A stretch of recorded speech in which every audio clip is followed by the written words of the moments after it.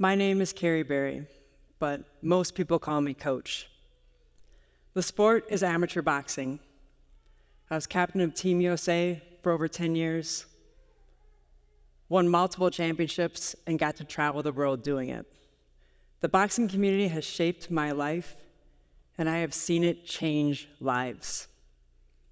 On October 3rd, 2011, I stepped into the ring at the PAL National Tournament. If I win this tournament, I earn my spot at the Olympic trials, the first ever for women. I'm nervous, typical nerves going into a tournament, but I am ready. I have the best coach and team in my corner. I'm in the zone, that mental space where everything slows down. Going into the last round, I'm dominating. So much so that my coach gives me water and tells me, do whatever you want.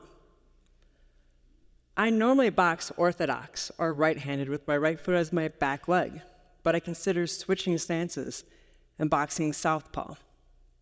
But I choose not to, because my opponent is also my friend, and I don't want her, or the judges for that matter, thinking I'm showboating. With about 30 seconds left in the last round, I rock step back on my back leg, looking to come back. And the next thing I know, I am laying on the canvas in excruciating pain. I hear the crowd's reaction. They think I just got dropped. I immediately start tapping my right knee because I don't want anyone thinking Carrie Barry got dropped. But what had happened was I had torn my right ACL. The same injury that had led me to the sport of boxing over a decade earlier for rehab. I can remember the next moments perfectly. Still laying on the canvas, I hear the ref begin to count. 1. I lock eyes with my coach. Carrie, get up, he pleads. He knew all of the blood, sweat, and tears that had gone into that moment. 2. I have a decision to make quickly. Do I get up, clinch my opponent, and hope to survive the round and get the win? The problem is, I have to pass a pre- and post-bout physical every single match, and I know I'm not going to pass that physical. So winning not only means I'm out of the tournament, but my opponent's road to London is also over. 3. I get to my feet. The ref asks me if I can continue. I say no. That ended my career. It was a bitter pill to swallow, still stuck in my throat sometimes when I look at a London 2012 Olympic poster and I'm not on it. I know many of you are probably thinking how sad and devastating this is, but honestly, it wasn't. I was kicked out of my house at the age of 12. I moved 8 times before graduating high school, and I'm a survivor of sexual assault. So, disappointing, yes, but devastating, no. Tearing my first ACL brought me to the sport of boxing. The sport that has taught me the most about myself and brought everything and everyone I cherish into my life. There's no denying that the toughest times have created the greatest opportunities for me. Transitioning from athlete to coach was natural, and I was ready for it. I have always had great coaches my whole life, and I study the greats. Don Staley, John Wooden, Pat Summitt. And then there's Cus D'Amato, the greatest boxing coach in history. His words, greatness is not a measure of how great you are, but how great others came to be because of you. I live by those words every day coaching in the boxing club I co-founded right here in Boulder, Colorado in 2014. A year after opening, we started our Rusty Gloves program, a program designed for individuals combating Parkinson's. And yes, I did just mention Parkinson's and boxing in the same sentence. There is a ton of research out there on how non-contact boxing actually helps combat the disease. We affectionately refer to those athletes as Rusties. When they come into the gym, they are not a diagnosis, they are an athlete. They train together and fight back against it. Today, our Rusty program includes any individual who's combating the effects of aging. We even have a program called Old Broads Boxing.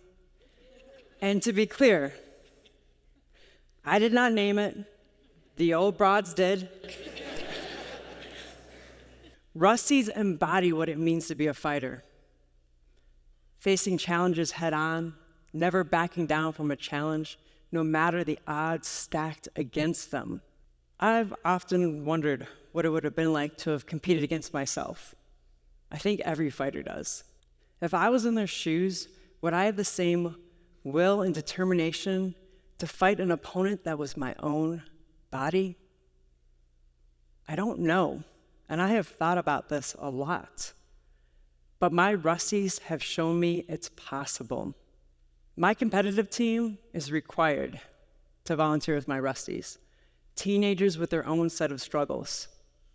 When they first start, I normally have them start with something simple, like putting on gloves.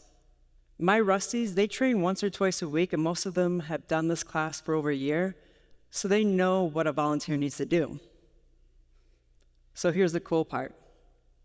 They become unsuspecting mentors to my kids, teaching them how to help in class, asking them questions about technique, and about life as a teenager nowadays. They encourage each other in their own struggles and share gratitude, something we all need more of in our lives. It is incredible to watch their relationship grow. Supporting each other is vital in my club's culture.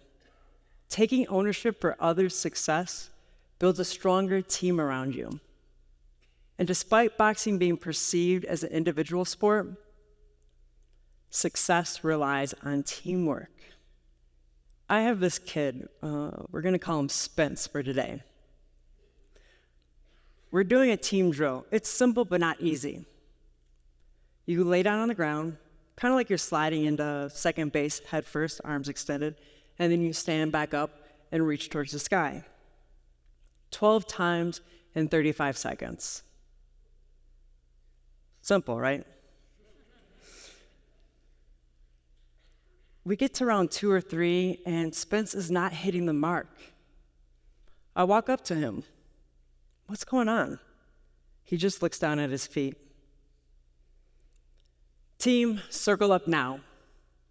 They surround us with unsure eyes of what is about to happen next. Spence, if you don't hit this mark on the next round, your whole team has 500 burpees. No rest time, just me saying go and hitting that stopwatch.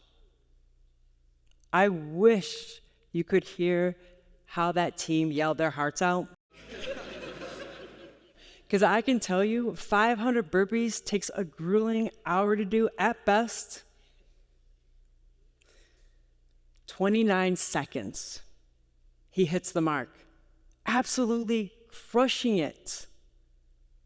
I am so proud of him.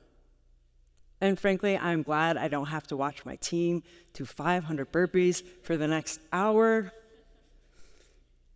I look at his teammates. Look at how hard he just worked to make sure you didn't have to do burpees. And then I look at him. Spence, you need to work that hard for yourself, kiddo. Describing the benefits of boxing is near impossible. Just like telling one of my athletes how exhausting their first match is going to be. You just have to step into the ring and experience it. The physical benefits are obvious. Balance, footwork, strength. The mental and the emotional benefits, the ones that help both the timid and the bully gain confidence, are overlooked. Boxing teaches us to feel safe in our body and trust. And when we feel safe, we can do great things. A couple years after my injury, my coach apologized to me for not jumping right up into the ring when I was injured. I'd never thought twice about it. He had put as much work and time into it as I had, and he knew what that moment meant to both of us. I still remember asking him if he would train me, and he wrote back he would be proud and honored, and signed it, "Welcome home, Coach." Our journey, marked by love and competition, encapsulates the spirit of boxing. And right now, in front of all of you, Coach Abdullah, I love you more. In life and in boxing, our battles define us, shaping our character and our community. And while your battles may never take place in a boxing ring, we are all fighting for something, whether it's mental health, physical illness, or just the daily struggles of life. Boxing teaches us to rely on our communities and fight for what we believe in. So remember, whether you're competing in the ring or in the ring of life, think about who's in your corner. Thank you. Thank you.